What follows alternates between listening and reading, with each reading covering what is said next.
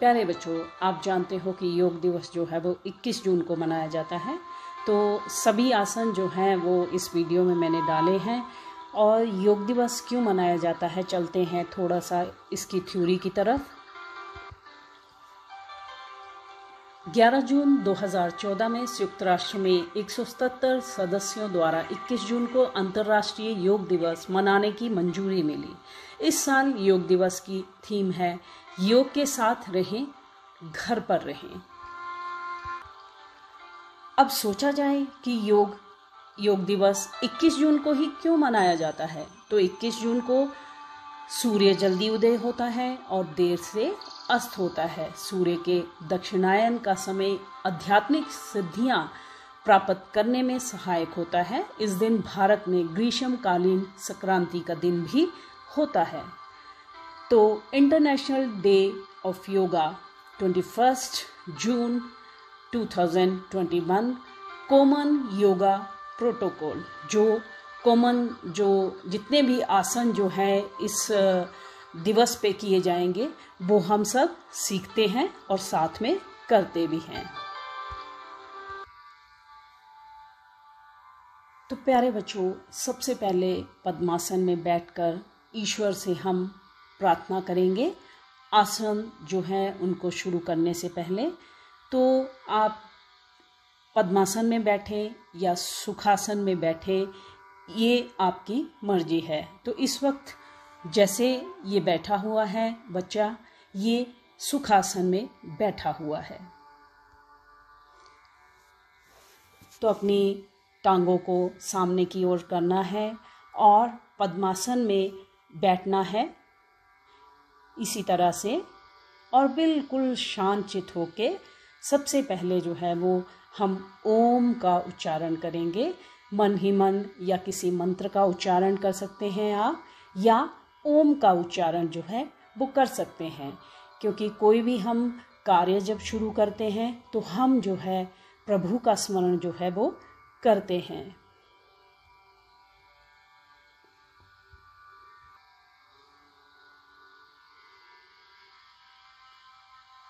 ओम का उच्चारण करते रहें और मन को शांत करने की कोशिश करें। इसके बाद आप अपने स्थान पर जो है वो खड़े हो जाएंगे और दोनों हाथों को कमर पर रखेंगे और गर्दन को सांस भरते हुए पीछे की ओर ले जाएंगे और सांस छोड़ते हुए सामने की ओर, आगे की ओर झुकाएंगे। तो इस क्रिया को आप 2-3 बार, 4 से 5 बार कर सकते हैं। इसके बाद गर्दन को आप दाहिनी ओर या बाएं ओर जो है वो धीरे धीरे, बिल्कुल गर्दन को झटका बिल्कुल नहीं लगना चाहिए बेटा। बिल्कुल जो भी आप आसन करेंगे बिल्कुल शांतचित्त होके करेंगे।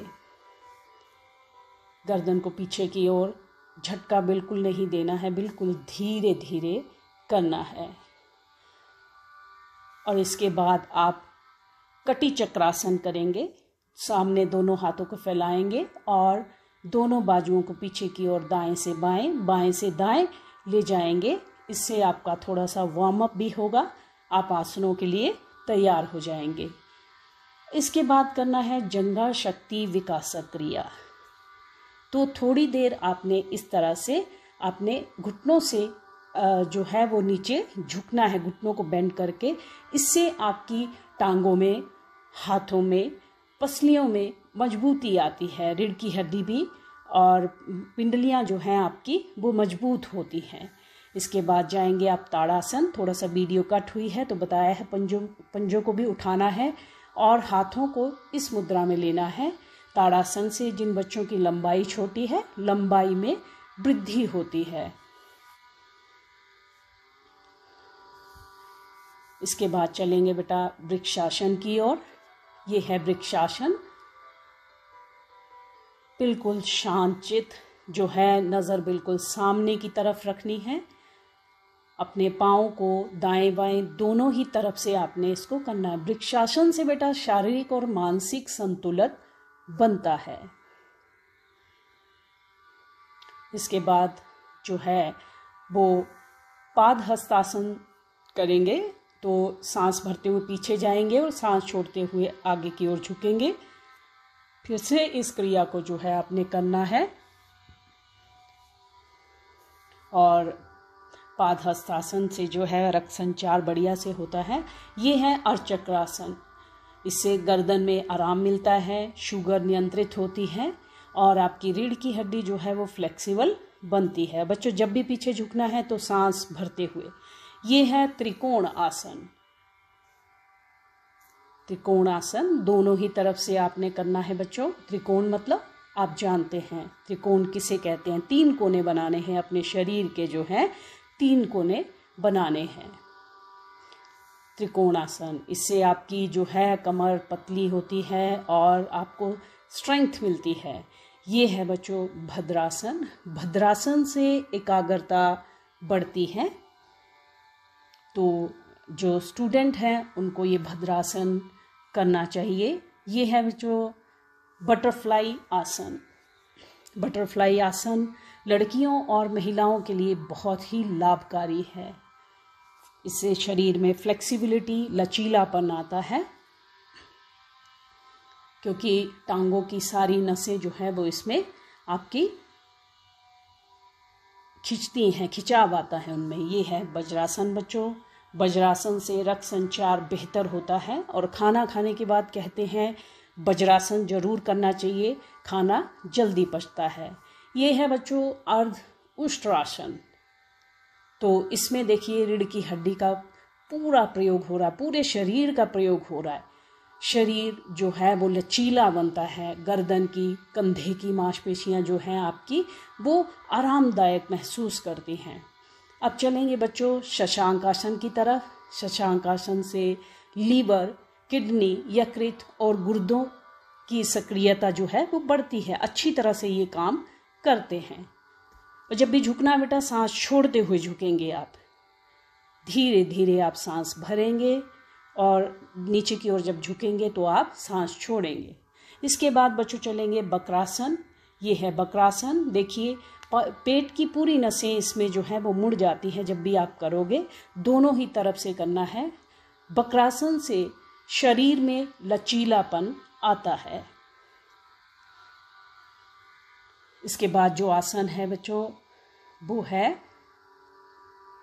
भुजंगासन। भुजंगासन जो है, भुजंग यानी कि सांप, पीठ दर्द के लिए बहुत ही लाभदायक है बच्चों। ये पेट का हिस्सा पूरा लगा, कमर तक लगा होना चाहिए। और इसके बाद शलभासन।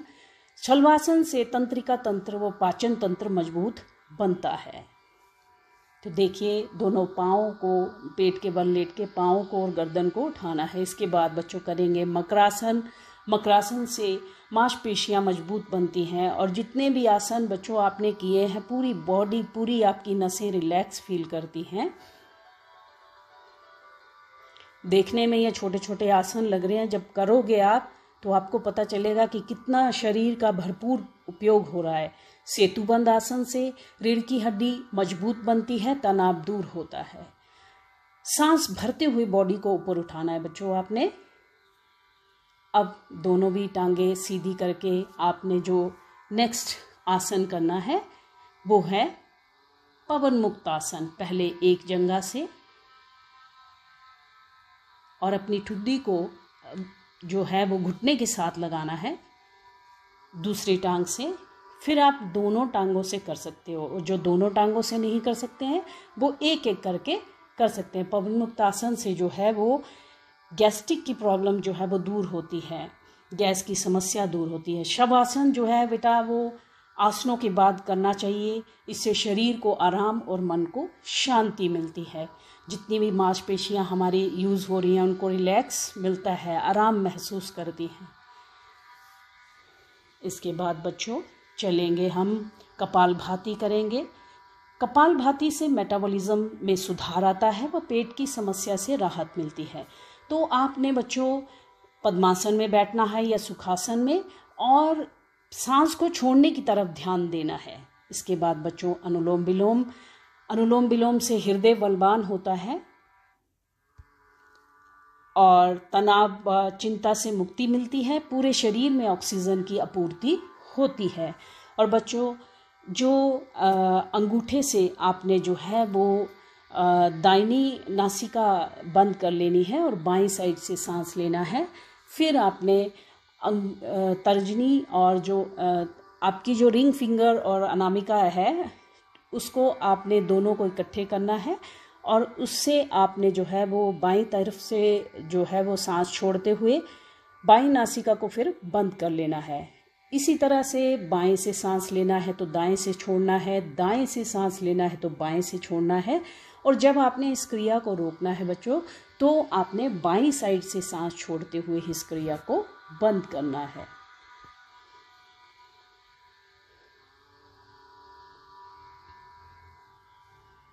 तो बहुत ही बच्चों तनाव मुक्त हो जाता है और ऑक्सीजन की आपूर्ति होती है पूरे शरीर में। इसके बाद भ्रामरी प्राणायाम से बुद्धि तेज व मानसिक शांति मिलती है।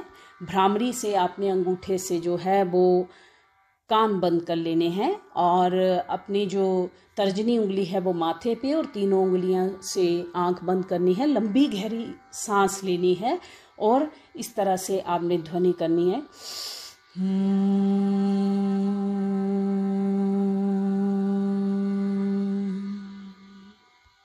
तो इसको 3 या 5 बार आप जो है वो कर सकते हो।